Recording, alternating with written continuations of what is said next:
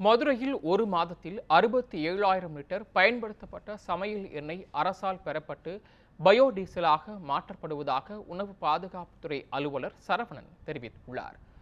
மதுரை மட்டிட்சியா அமைப்பின் வர்த்தக தகவல் மையத்தின் சார்பில் உணவு பாதுகாப்பு விழிப்புணர்வு குறித்த கருத்தரங்கம் நடைபெற்றது.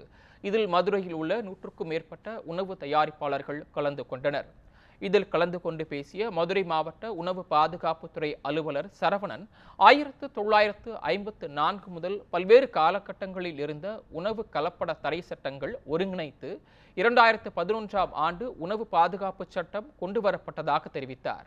தொடர்ந்து பேசிய அவர், மக்கள் பயன்படுத்தும் உணவுப் பொருட்களை சுகாதாரமான முறையில் வழங்க நடவடிக்கை எடுக்கவே உணவு பாதுகாப்புத்துறை அமைக்கப்பட்டது என்று கூறினார்.